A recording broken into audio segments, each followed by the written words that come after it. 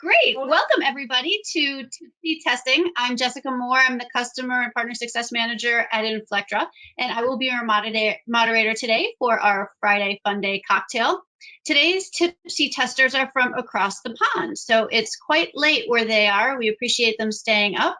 Julie Gardiner is our first guest today. She's the founder of TestingRainMaker and is an independent consultant specializing in risk, task management, lean, and usability. She's a certified Scrum Master and Agile coach and has over 25 years of experience. She's an enthusiastic and passionate speaker, and she presents all over the world as a keynote, tutorial, or track speaker, and has won Best Speaker awards at many testing and Agile events. And I was fortunate enough to meet her in person at Star East last year. Julie, can you tell us a fun fact about yourself? I can. So hi, everyone. So when I was 16, I wasn't going to go into the world of IT. I was going to be a professional musician and I had a place in the BBC Jazz Orchestra. But my father saw me going to London. I was actually 15 at the time. So me on my own in London with a bunch of musicians, he said, no, go take your A-levels and study hard. And then I never really went back. So yeah, I play the tenor sax, clarinet and flute. So there you go. And I've also raced against an Olympic swimmer, gold medalist, and beat him. But I have to say it was because it was for a sponsored swim. So I think it was to make me feel a bit better. No way. Those are very good fun facts. And maybe next time you can bring one of your instruments and play an intro for us. No. Oh, yeah. Sorry, I don't play anymore, sadly, but I know Dan does. I play the piano. Oh, nice. You Not do? very well. We can have a concert. Well, that's There very are far better exciting. musicians in testing than me. And I don't know about Julie. I've never heard her play music, but I'm sure she's very good. I bet you're both fabulous. If you are as good of musicians as you are testers, I have no doubt that you guys could have a great concert. Well, let me take this opportunity now to introduce our test doctor, Dan Billing. Dan has been a test, quality, and security professional for 20 years and recently founded the Test Doctor Limited. He lives in Bristol, UK, for security and likes to teach security, testing, and ethical hacking techniques. That sounds like it's worth a discussion. I'm sorry, Dan's also an advocate for mental health in the workplace and home, especially for caregivers. Dan, welcome. Can you give us a fun fact about yourself? Well, you mentioned the caregiving side of things. So a little while ago, my dad had myeloma, which is a bone marrow cancer, and he passed away in November last year. And while he was very, very sick and after he passed, I had a lot of support from Macmillan Cancer Support, which is a British charity to take care of both the people who have cancer and the carers of those people, family, friends, and so on of the sick person. So above and beyond what the NHS do here, you get referred to Macmillan or one of the other charities depending on your circumstances, and they help me out a lot. So with various support, both emotional and sort of some financial help as well, and also some counselling and so on, which is great. So I am doing a gaming marathon, which they're organising, and that's a 24-hour gaming marathon, which is happening. I'm doing mine on the 25th of May, and I'll be broadcasting on Twitch, and I'll be using Discord as well to chat with people. Now, I'm not a PC gamer anymore. I used to build my own PCs and stuff like that, and most hardcore gamers use PCs, but I'm a PS4 gamer, and I'll probably be playing Assassin's Creed Origins or some other sneaky abouty killing game, which are my favorite. I like sneaking around and pew pew, all that. It's fun. So It's quite dodgy, Dan, just to let you know. What, Assassin's Creed? A great game. You like to sneak around. Sneaking around and pew pewing. Oh, it's the best thing about games. You can't do that in real life without being arrested. So to do it in a digital format is safer for everybody. Dan, is the gaming marathon something that people can register to participate in? Yes, they can. They just have to go to the Macmillan Cancer Support website, set up a sponsorship site on justgiving.co.uk or .com, and they can get sponsorship. I've almost got 500 quid, 500 pounds, sorry, and which is my target. So I should be able to hit my target by the time the 25th comes. And if anyone wants to sponsor me, then they're welcome to. I can send you a link. So that would be lovely if anyone wanted to. There's Wonderful. no pressure, but that would be nice. I will send you a link if anyone wants to share it. So Yeah, send it the link and we can share it on our social networks too. very kind of you. Yeah. Yeah, definitely. And go ahead and put it in the chat. I will. Yeah, I'll dig it out for you before the end of the session. So Okay, I'll grab it before we end. Perfect. very kind. I'll probably in the 24 hours play some other games as well, because I'll probably get bored of playing the same game for a day, and I have to fit in gaps where I need to eat and rest as well. So although I'll be doing it solidly, I'm allowed to take breaks like you would do at a workplace. So every 15 minutes you get up, walk around, so you don't get, go insane or have pressure sores or whatever it might be. It's a real thing, trust Sounds me. exciting. I'm going red now. It's okay. As red as my wine. Red as your wine. As your Chianti. It's the wine. It's the wine talking. There you go. And next I'd like to introduce Adam Sandman. Adam was a programmer from the age of 10. He has been working in the IT industry for the past 20 years. He is currently the Director of Technology and my great boss at Inflectra. And he is interested in technology, business, and innovation. Hi, Adam. Hello, and I do this every week, so every week is a new fun fact. And I used to, and since you both from the UK, you'll know when I wrote software, it was back on the old Acorn BBC Micro series of computers, BBC Basic, C, and so if you haven't seen it, there's a movie called Micro Men about the founding of Acorn and Sinclair, which is an awesome video. It's on YouTube. It has Martin Freeman in it from It has Sherlock. Martin Freeman. It does, and he's very good. He plays Chris Curry. Yeah. It's an excellent. It really brought back a lot of nostalgia for me about that era, writing software in 32K and 16 colors, and you have it too good now. My fun fact, that is a fun fact. My other fun fact is I was a Boy Scout leader till relatively recently. Here in America, I was also a Scout in Britain.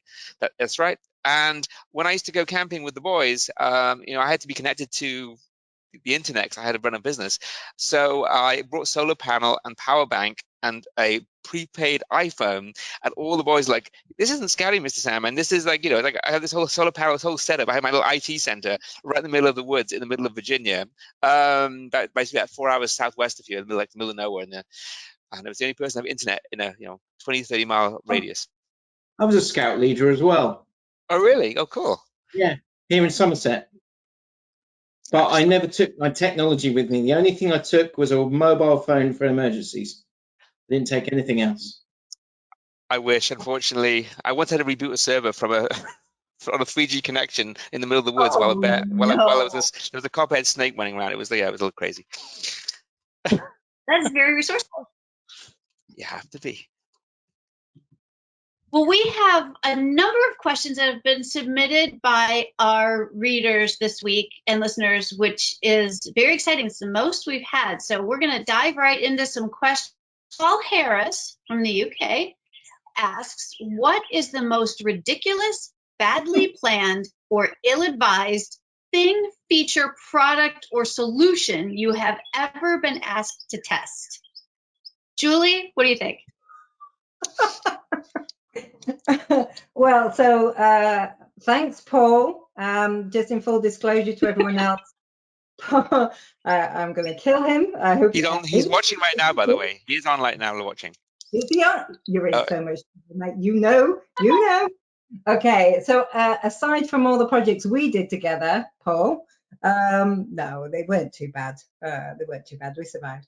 The most ridiculous, badly planned, ill-advised. Do you know what? There's probably too many for me to think about. But like most projects, when you get to retrospective, you forget the pain sometimes.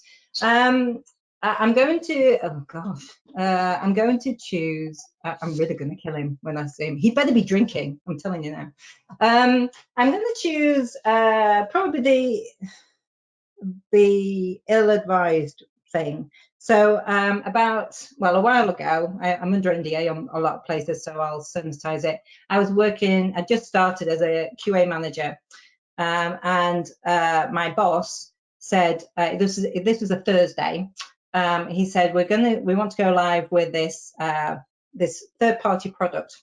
And what they wanted to do was, they had a product and they wanted to offer the option to do online backups. Okay, now some background to this piece of software. This piece of software being developed by two people who had worked at the company previously, saw an opportunity to develop a piece of software and then sell it back to their old company.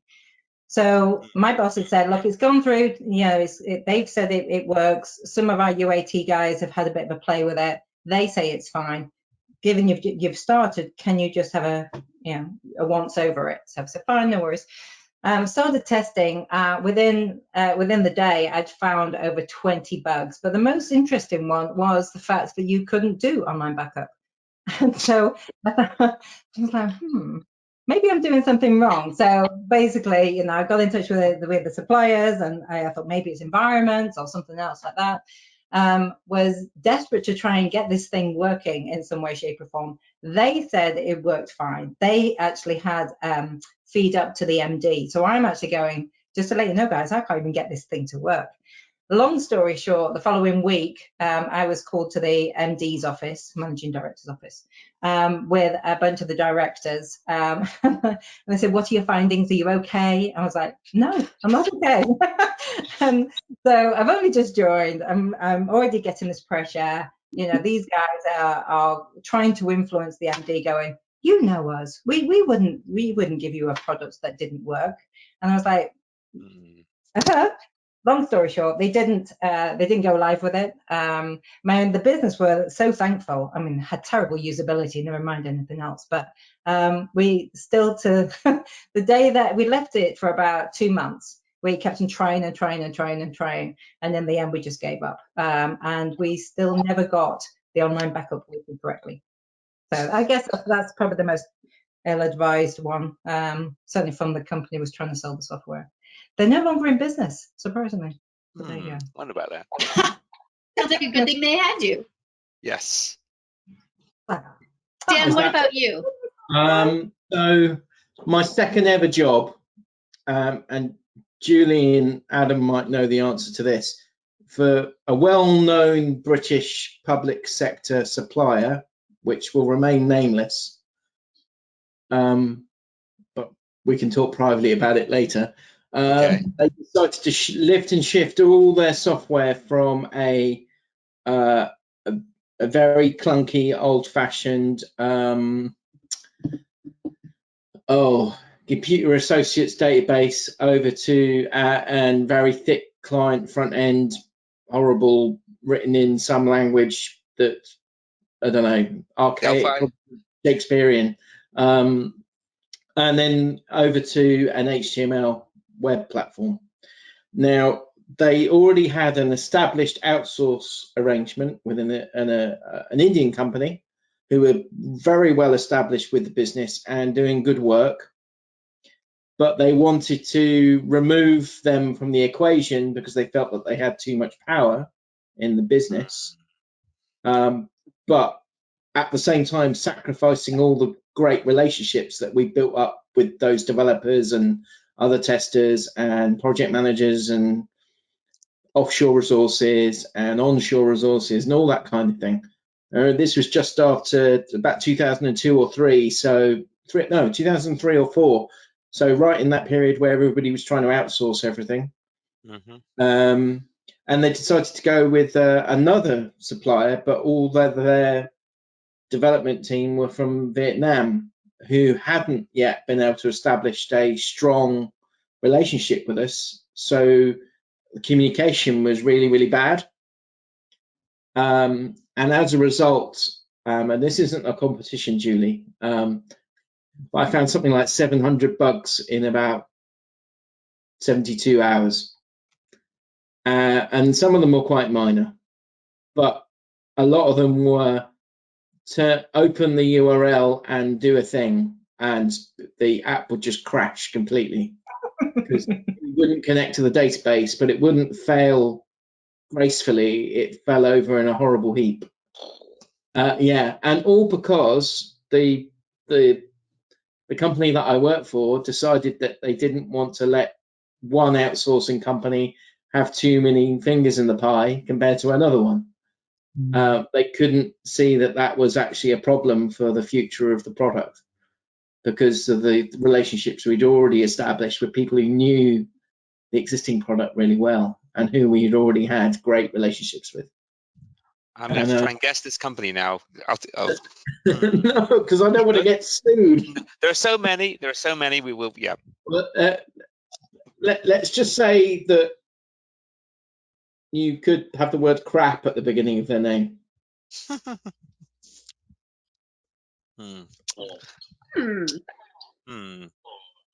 Okay, I'll take this offline. You have until testing to figure it out. I'm surprised you're shaking your head, Julie, because they're very well known. I need alcohol. That's what I need. Well, while you're doing that, I guess I can talk about my experience. And I wasn't so much doing the testing, but the team I was involved with was doing testing. So this was a crazy idea. So, for those who know, ERP systems are really big pieces of software, right? Big applications, big hardware. You use them in big enterprises.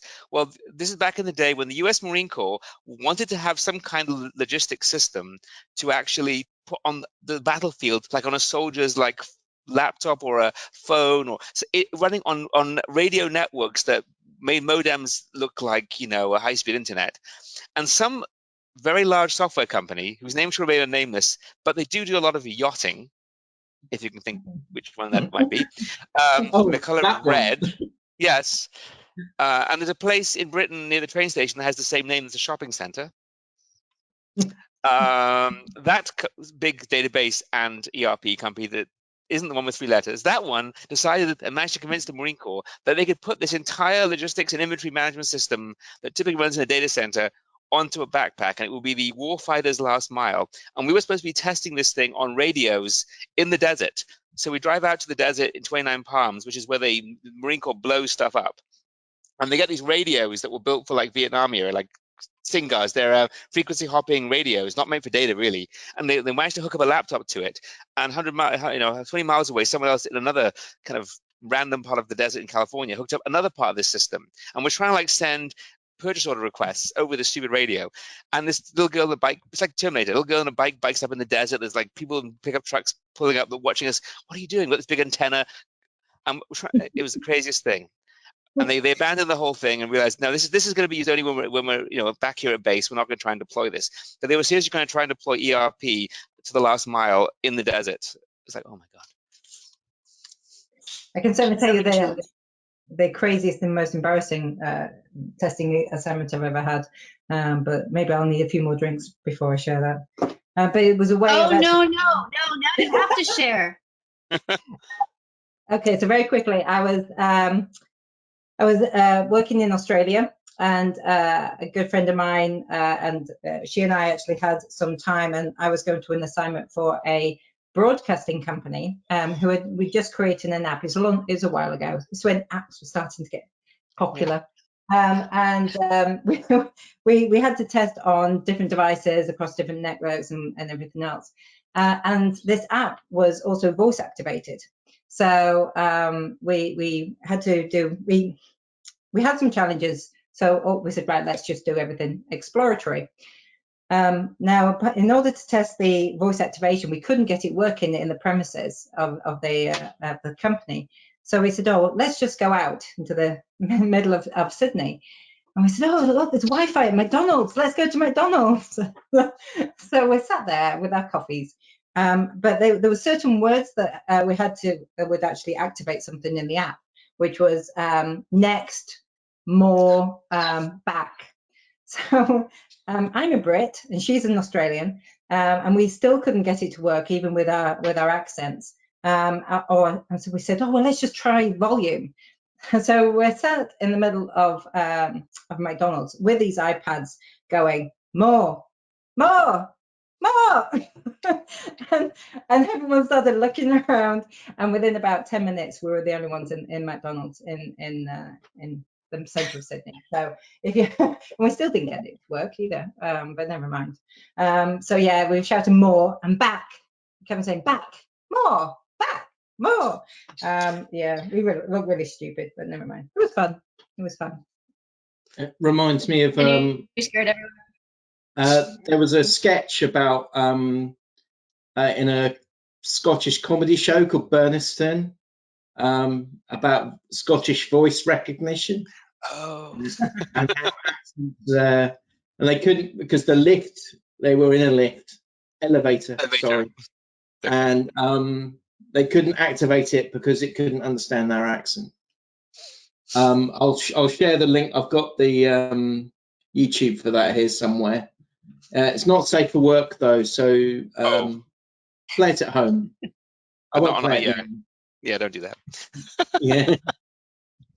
I keep thinking of Dairy Girls and the wee weigh-ins and the what is it? Dairy Girls is amazing. I love that Great show.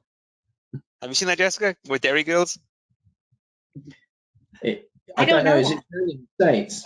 It's huge here. Everyone loves it in the States. It's massive. No one knows what they're talking about, so it's always on subtitles. But we love it. I mean, my father's actually from Belfast, so I actually know what they're talking about, but no one else in my family does. But they love quoting it. The wee weigh-ins. Anyway, what's our next question? You'll have to send me a link. Mm-hmm. Okay, the next question is from Talia Nasi in the US, and she says, "Hi, Julie. What are the best tools you've used for test case management?" So Julie, why don't we start again with you, since she was directing this at you.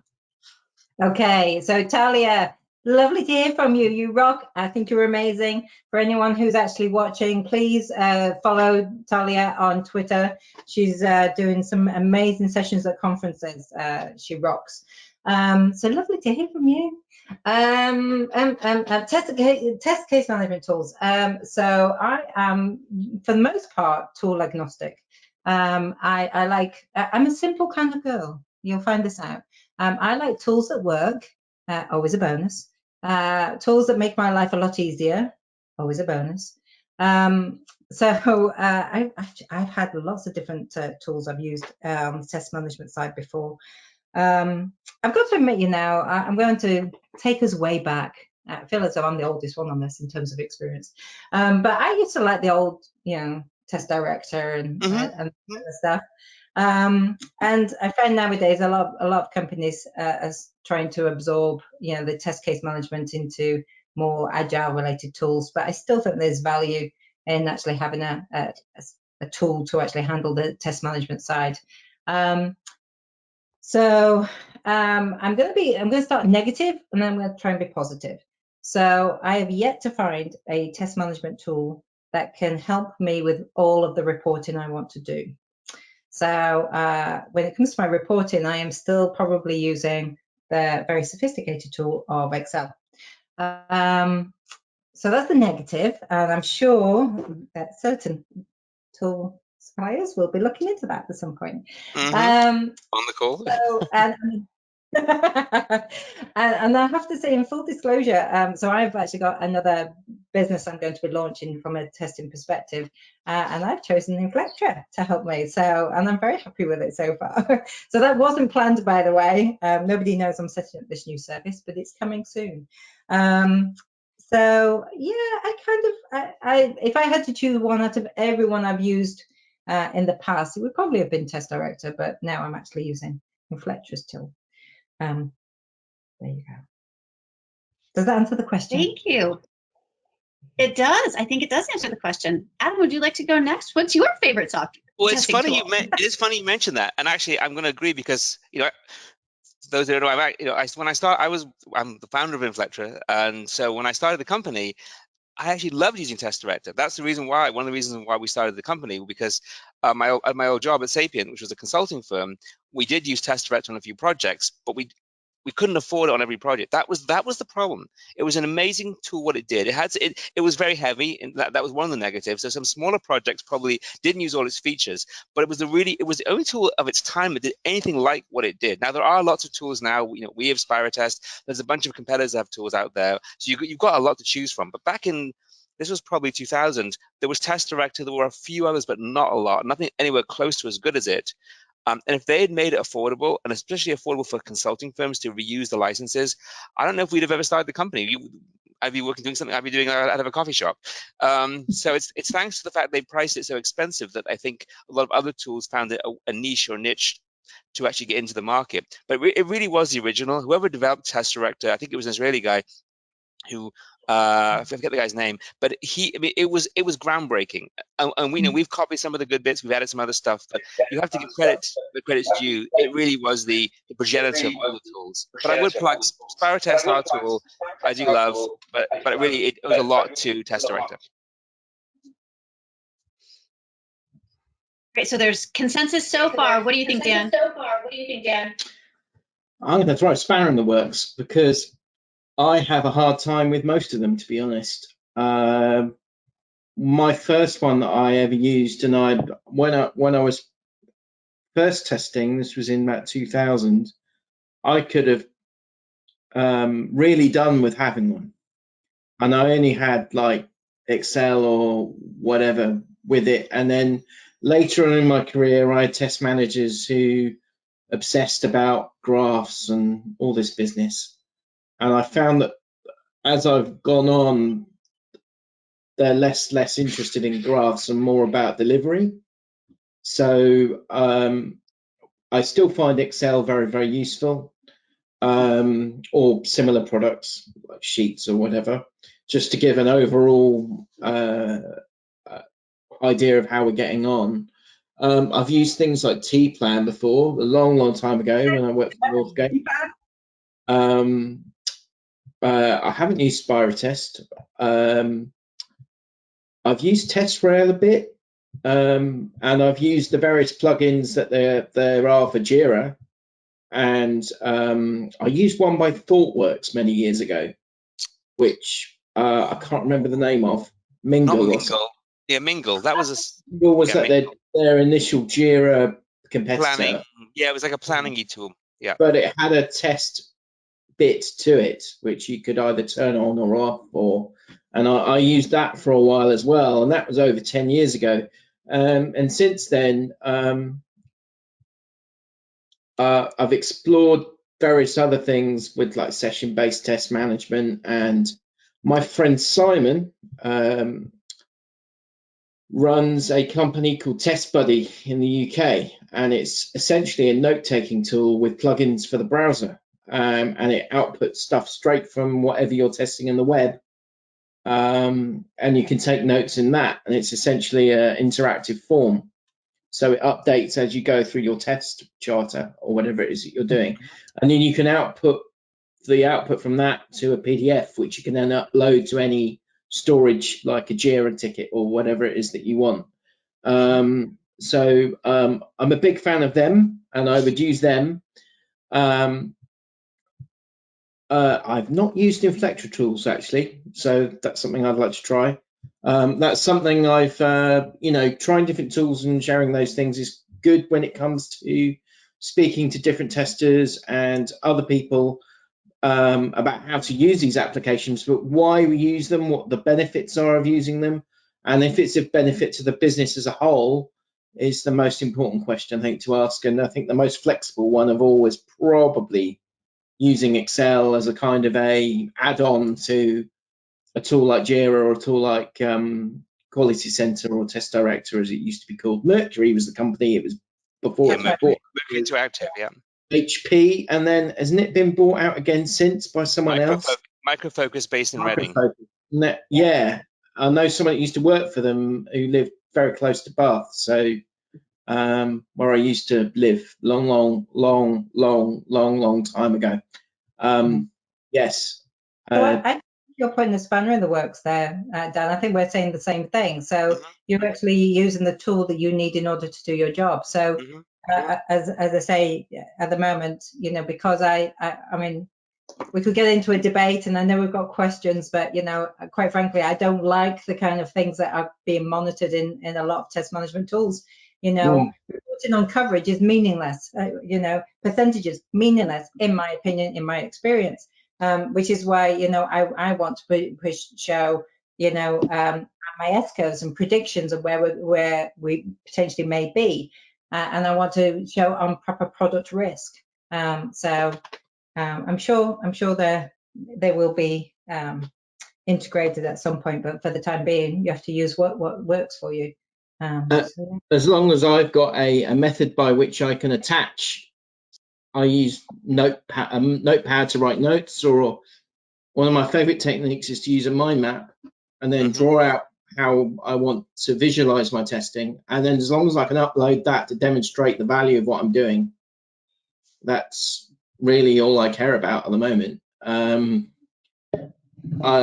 I've been a manager or a leader of a team, then I've worried about other things. But when I've been hands-on, running tests, executing them, planning them, then I've wanted to sort of avoid the test management tool at all costs, because I found it often takes away what I need to be doing, and that's being hands-on with the application rather than being hands-on with a test management tool.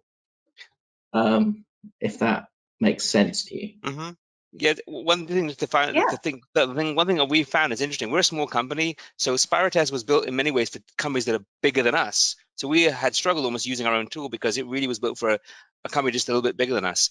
But what happened is with the current coronavirus and everyone working from home, suddenly it's been a lot more valuable. We were using it a lot more now than we did 3 months ago, actually.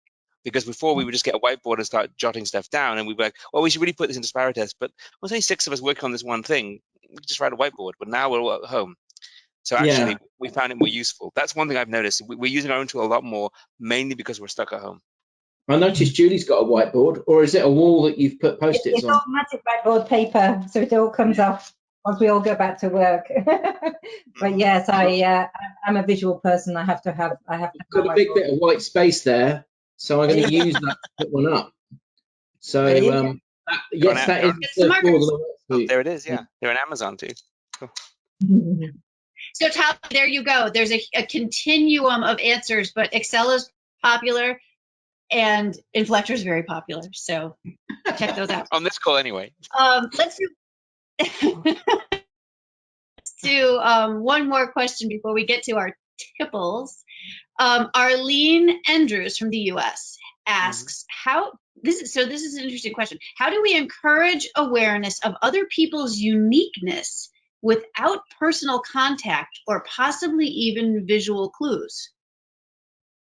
Wow. So it's, I think, another way of asking, today's environment where we're on Zoom calls, either with or without pictures, and we're not encountering people in person. If I'm articulating this correctly, Arlene, how do we encourage an awareness of our uniquenesses without that personal contact?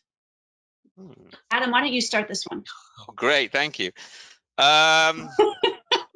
It's a hard one. I mean, so one thing another British reference was interesting to me was that, you know, you think a Zoom call or a GoToWebinar is going to be the same as being in person. So I was getting tired of watching the news, so I actually started to watch Have I Got News For You, which is a British comedy show, which I love from home, and so it's a way for me to stay connected to Britain, though I've lived in America 20 years. And the episode from December was the last one in the studio, and I watched it. It was funny. Then I watched the exact same type of episode in January or February when they were doing it virtually with the same actors for the most part and doing the same show. It was nowhere near as funny. And a large part of it was that the individual participants couldn't gauge the reactions. The timing was off. The audience wasn't involved. They're on 4 screens rather than physically there. But they're the same comedians making largely the same jokes, but it had nothing like the environment, the atmosphere. So there's definitely something to that. I think having Zoom or a visual component definitely is better than just audio. But it's hard to see the cues sometimes. So so the question was, what do we do about it? So there's definitely an issue with it. I don't know. I think you have to be extra careful. So sometimes what we'll do is I'll notice that I'll often be like, did you have a question? You have to be extra polite. Like if you're talking, don't assume that someone's going to interrupt you when they might normally have interrupted you, like right now. And people tend to also want to like nod their head. So normally in a meeting room, I don't necessarily feel like I have to nod my head because I'm listening to you, but you might think the screen's frozen, so I have to sort of nod my head. Someone also suggested if you want to, I think it was Dilbert, if you want to avoid being ever, no, it was a, oh no, it was on Facebook. Someone said if you record a video of you nodding your head, you can avoid every company meeting from now on. Just have it recording on the loop, nodding your head. But I think it's these, we have to exaggerate these cues so we know that we're actually engaged in something, and we have to very specifically say, oh, is it your turn? Is it my turn? I think we have to be overly conscious of some of the social cues that would normally are natural. That's what I have really. I think that's an excellent point. Dan, do you have anything to add to that? It reminds me of some of the problems we have in the accessibility side of what we do, because that is, you know, a big deal for me as well as security. Is how do we not only make our applications and our software accessible to people who maybe have visual or audio impairments, for example, hard of hearing or seeing, or are less able in some other ways.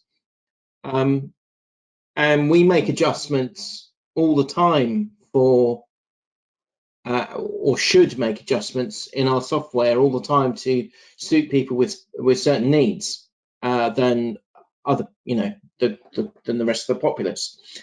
And what we've essentially now got is we don't have 3 of our 2 senses to use.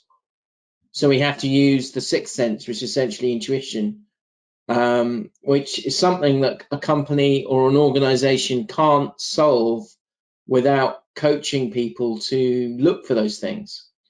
So one thing that's hard for me to do right now is look down the camera, because I can't look at your faces because my camera is offset from the rest of my computer. So that is an Aston Martin, by the way. So it's easier now for me to see you and look straight at you rather than look away straight at you at the camera, at the screen, but not actually look at you directly. So you can't actually tell whether I'm paying attention or I'm concentrating, or whether I'm actually giving valuable feedback through a remote working or not. I've worked at companies that really hate remote working and want everybody on site all the time. And when they've hit a wall like we've hit recently, where everybody's got to work at home, they've not, as far as I can tell, coped so well. But then the company I'm working for at the moment has responded really, really well to that. So one of the things we've done is to have regular catch-ups each day as a whole team. So 10 to 15 minutes, even less actually, if we can, and then have regular social events online, so that we can engage with the people that we work with. So that might be a pub quiz, or some other kind of event, and it allows us to engage with us remotely, but in a social setting, so we can start to observe some of the more social cues than we would do otherwise in a work situation. So we can start to see other, you know, areas of human behavior. Now, of course, we've got other things thrown into the mix, like dogs and cats and children coming in and out of the room. I'm reminded of that news presenter in Hong Kong or wherever it was, where his baby came wandering in during a broadcast, and he had to like shove her away from the camera, and then the baby's mother sort of dragged her out of the room.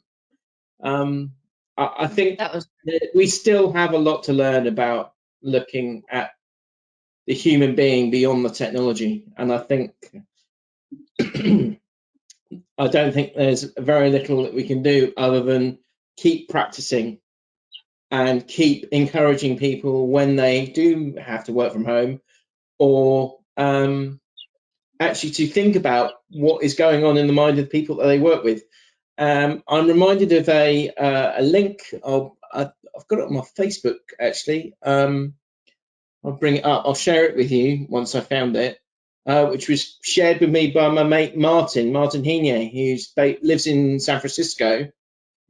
and it's from he's Canadian. He lives in San Francisco, but it's from the Canadian federal government, and it has 5 things on it, and it says 1, you are not working from home. You are at your home during a crisis trying to work.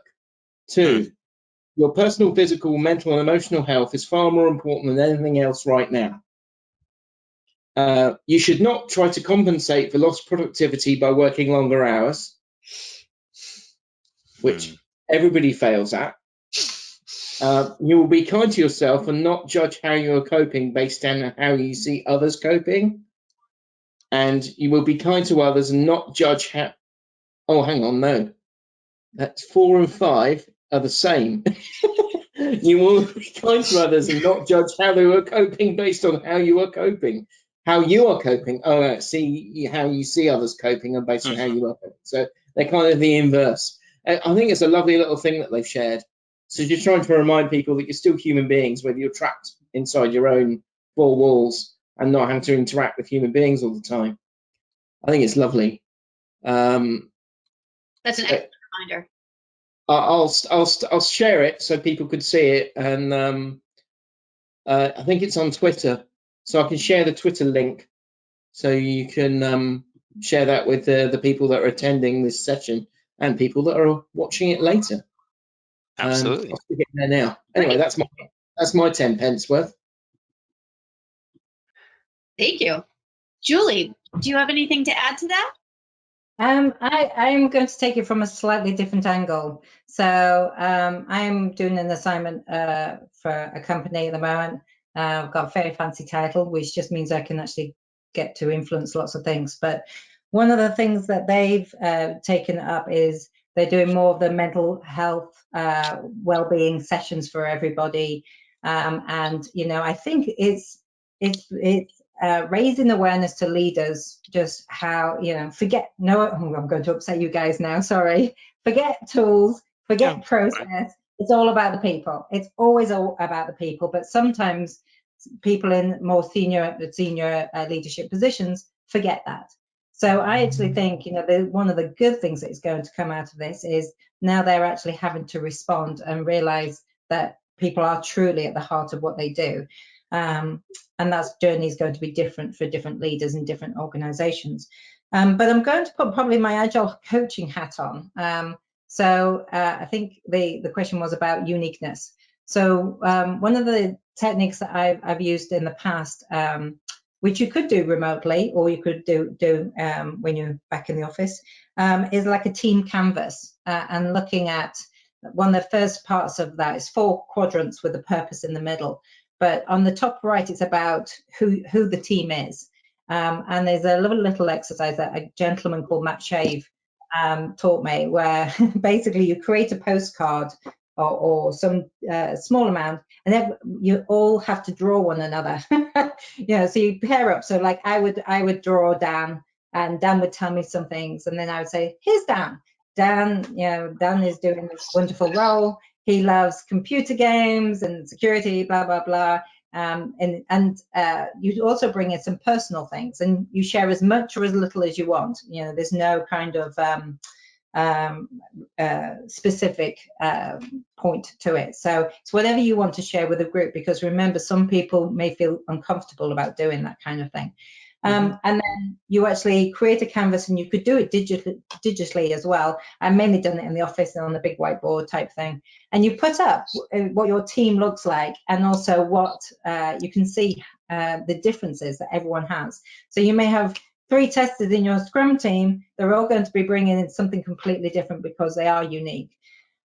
So I like to use that to kind of demonstrate we are all different, but we're bringing this special blend and coming together.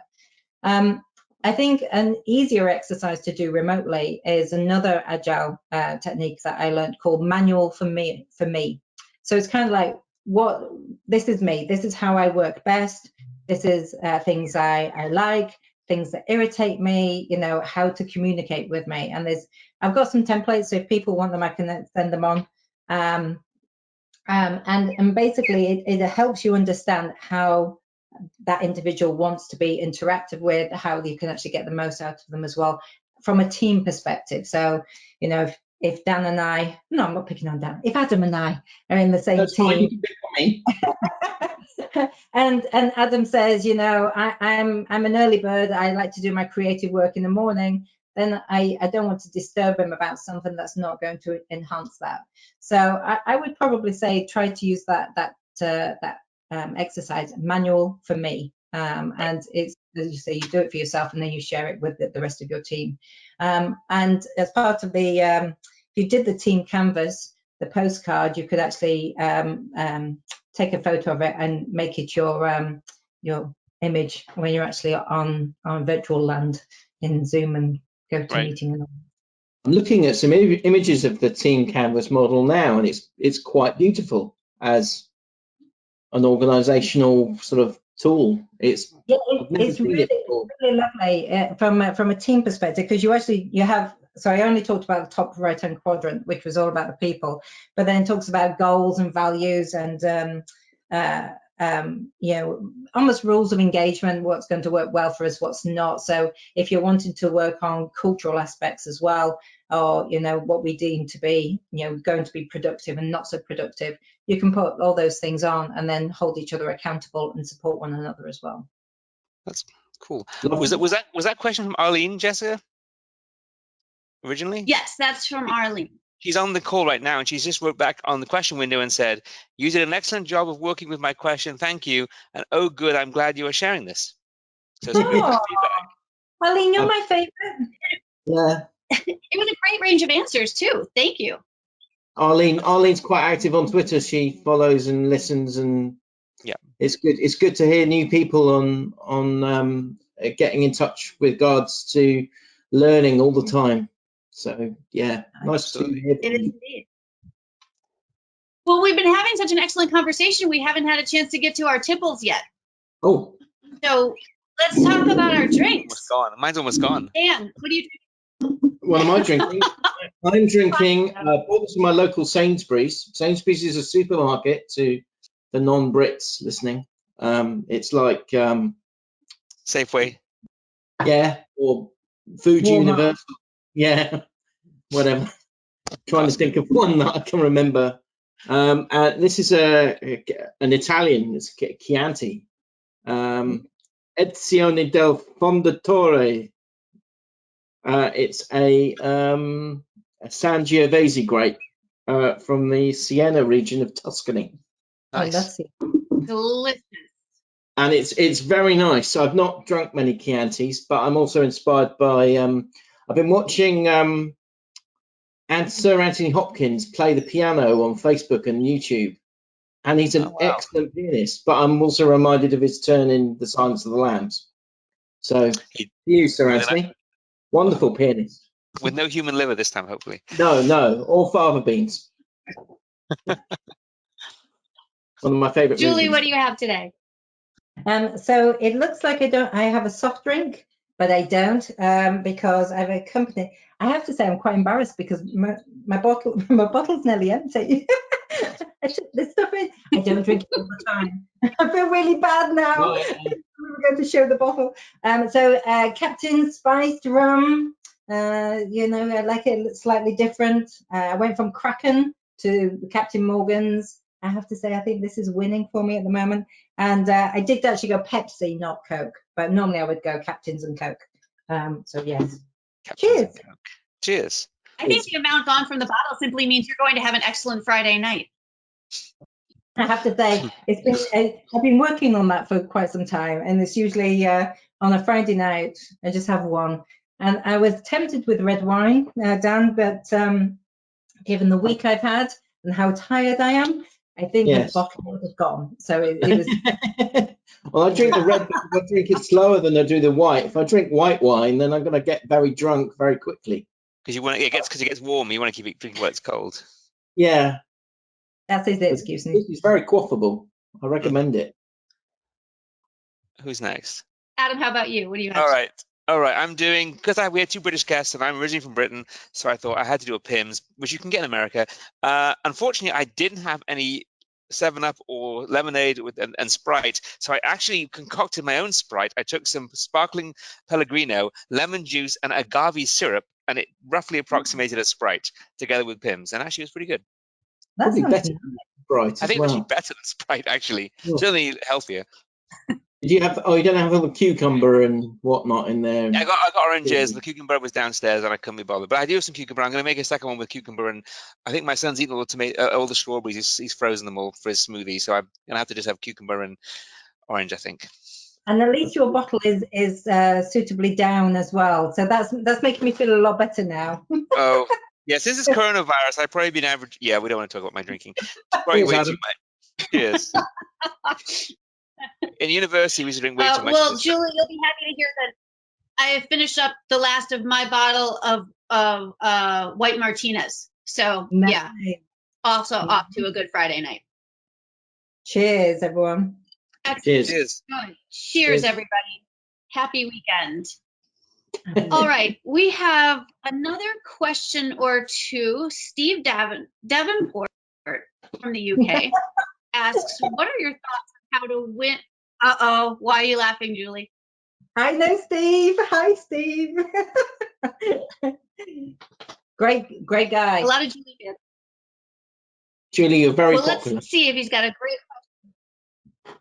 question. What are your thoughts on how to win over a Scrum team mainly opposed to taking shared responsibility for quality? Dan, do you want to begin this time? Comedy answer or actual answer? One of each. Comedy Yep, answer. one of each. Feed them to the Sarlacc, almighty Sarlacc, as they're slowly digested over 1,000 years. That's the comedy answer. No, seriously, I wouldn't feed them to a Sarlacc. Anyone who doesn't know what a Sarlacc is, it's that horrible monster in the middle of the desert in The Return of the Jedi that Luke almost gets pushed into. That's a Sarlacc. Right. Okay. So how many Scrum teams have I worked on in 20 years? Many, too many. Some have worked well, some haven't. And the best are where the, in terms of how we look after quality and taking responsibility for it, where every member of the team has a very good understanding of what quality means to the organization. So we would use a technique similar to the one Julie talked about earlier, the team canvas. I've not used that particular one, but we've used similar ones to sort of establish our rules of engagement. We might call it ways of working or similar type of approach. But I have worked with some people who just want to get on with writing the code that they want to write. And that's okay, because you need those kinds of people that want to keep their heads down and not get too involved in the whole everybody tests kind of attitude, or they want to write their code and they want to check in their code and they want to have someone check it and then they want to go home. But the problem with that is that when you're dealing with rapidly evolving software, is that it builds in, can build in quite nasty errors quite rapidly if you're not all having an eye on the prize. And where we have an issue is quite often in resourcing. So you'll end up having 2 or 3 developers on a Scrum team of, say, 6, maybe 4 developers. You might then have a product owner that's shared across multiple Scrum teams, or maybe just 2 or 3. Then you might have a UX designer and maybe a team lead that's looking after multiple Scrum teams. Then you're probably only going to have 1 tester, or lucky 2 testers, for that ratio of developer to test, which is for some reason where we've come in at. I don't know the science or the mathematics around that, so I'm not going to go into that right now, because that could take a rabbit hole that we haven't got time for. But I've always found that the best way to engage with people in quality is to sort of turn the question around on them and ask them what they expect from a quality, what they consider quality to be. So if you can get an idea of what quality is for everybody on the team, you can come up with a shared consensus about whose responsibility it is. And the most dynamic and the most flowing teams are the ones that you have that consensus. Now, it might be that the tester does hands-on testing, or that they don't have enough bandwidth to do all the hands-on testing for all of the developers on that team. So they have to work with those developers to coach them on, the best techniques to use, or making sure that they've got effective unit testing coverage. So that's one area where I'm pretty hot on, is checking that. Working with and pairing with the developers to do things like exploratory testing on a feature that they developed. Now, my best Scrum team that I've ever worked with was at New Voice Media in Basingstoke. And they were fantastic. We were on the innovation team we call it something else, but we were responsible for bringing in all the new technologies to add on to the product. So we're working with things like Twilio and lots of different telephony technologies that are really hot a few years ago and still are now. And also a lot of the monitoring tools that we would take for granted now, like New Relic and Kibana and all of those kinds of things, like Sumo and Paper Trail. And the first place I ever used those tools was at New Voice Media, which is now owned by another company. And I learned so much being in that engineering team, because the developers and all the other people took ownership of the quality through constant monitoring of the application and its behavior in production. And it allowed the testers to be freed up to coach the teams on how best to look for issues, the techniques to doing that, and then also finding bugs, which is still part of our role.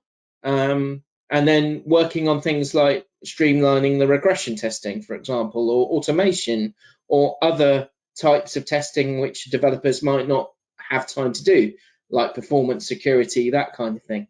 And I focused on security. So I think the best way is establishing those ways of working, having an eye on what's happening in the production environment, using a lot of tooling to help you do that. Shifting blame, so not putting blame on individuals and groups and people, but looking at it as a whole team activity. I worked in teams where accusations were thrown at mostly testers, sometimes developers, and threats and all sorts of horrible behavior by managers. And like, who missed that? Who didn't? Why wasn't that tested? Well, it was, but we just didn't see it. Why didn't you see it? Well, there's a whole heap of questions. So doing a lot of root cause analysis, of 5 whys, for example, was a great way of drilling down on the quality metric that you're trying to find. So anyway, that's kind of where I'd like to come from on that. And that was a really good experience on that team. It's something that I miss, actually. I don't think anything's come close to being as good as that team that I worked with, which was about 2014-15. Wow. It's great to have had that kind of team and that kind of experience to look back to and learn from. Julie, do you have anything to add to that? I do. So I'm just going to build upon what Dan said. So a lot of what Dan said, I completely agree with, the team agreements, all that kind of stuff. Absolutely. I kind of try to tackle it from two other things just to add on. So I won't repeat what Dan said, but great answer. So firstly, one of the reasons why I like to try and be in a more influential position is to make it in people's performance objectives. Depending on the culture, it's always about culture. So if you're actually in a situation where devs don't think they need to test, or because they've got testers on the team, you're going to have to break that. And there's multiple ways of actually trying to change that culture. But I've worked in quite a lot of situations where that is the case. So if you're in a very influential position, You can actually make sure that it's built into everyone's performance objectives about working as a unit. We all succeed and fail as a group, and that will actually start to bring the unity together. I agree with Dan. I'd like to say QA stands for quality assistance, not anything else now. And I like my testers to be like their internal consultant on the team, and also test as well, lead by example. But then I also try and just make it to the very basic level. What would you rather do? Would you rather create sexy new code that's going to delight to a customer, or would you like to rework, the person sat next to you's code time and time and time again? Does that excite you, or does this excite you? And usually they say, I want to create sexy new code. I don't want to keep on repeating the same thing over and over again. And I say, right, so to delight you, keep you happy and motivated, there's a couple of things that maybe we should try and work through. And then it's all about the education. So sometimes I think that developers are a little bit resistant because they just don't understand a good way of working from a testing perspective. So we need to make sure it's very collaborative when we actually have those conversations, and in a safe environment for them to say, all right, okay, yeah, I do that, when you know that they're not entirely telling the truth. But you said, well, that's great, fabulous. Now we can work at it, and work as a unit and kind of geek out every now and again together. So yeah, I think it's just building up that from a cultural side. I hope that helps. Oh, definitely. Adam, would you like to add anything? You've given such great answers. The only thing I've noticed is that when we took a while to get a good culture where it wasn't testers didn't feel like it's our responsibility solely to do this, and when we got past that, but then the problem we ran into then was that even when developers want to do testing, they're not always very good at testing their own stuff. And I've done development, and I found the same problem. I know it too well. So what we found worked better was if your developer A tests what developer B did, and developer B tests what developer A wrote, much better. Because I like to break what you did. I don't like to do it, but I'm able to cognitively make the switch much more easily if you wrote it. Because I don't know kind of the happy path. I just do what I do.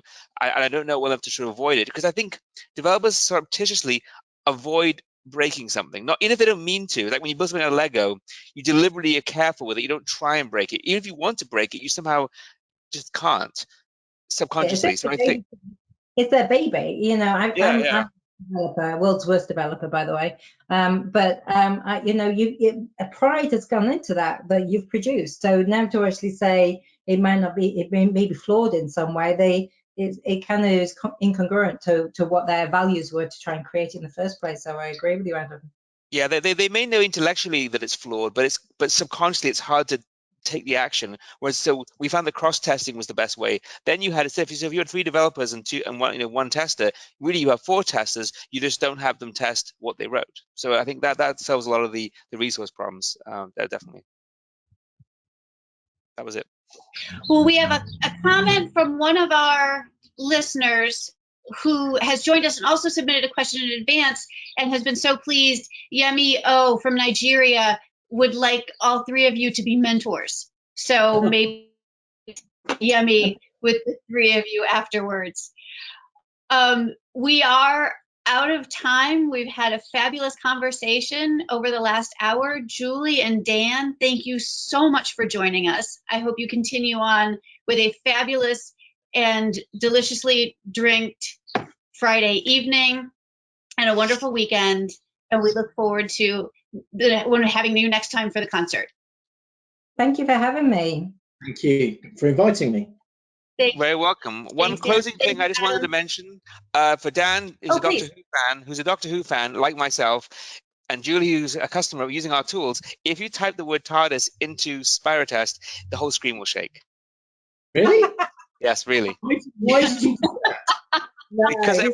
Because we're all geeks, and in fact, all our servers in the office are named after Doctor Who characters. My machine's called TARDIS. We've got like Rose, we've got Blink, we've got Ood. So our Jenkins server runs on a machine called Ood, and we have another one called Donna and one called Gallifrey. And all these people who never know Doctor Who are like, how do you spell that again? It's very hard sometimes. Ood was easy, but when we once had Rassilon, and it's like, how many S's are in that? Oh my goodness. Oh yeah, okay, yeah. President of the High Council, yes. But it's a pain in the neck. We scrapped that one and replaced it with Blink. At least that was consonants. Yeah, okay. So there you go. I remember a lot of servers at my old company were named after fictional robots or computers like HAL or whatever. Right, ORAC. Or Holly. Holly, ORAC, yeah. Yes, Holly from Blake's, Red Dwarf, Blake Dwarf, 7. ORAC from Blake 7, yeah. I'm too old We'll to have to remember. remember that as a question for next time. What are the names of your servers? That's a good question. So that I can then have them. My guys are bored. Can I have the IP address as well, please? and the admin root and the root account, please. Yeah. Note taken. Getting root. All right, everybody. Thank you so much for joining us. Thank you. Have a good evening. Bye. Take care. Bye. Bye.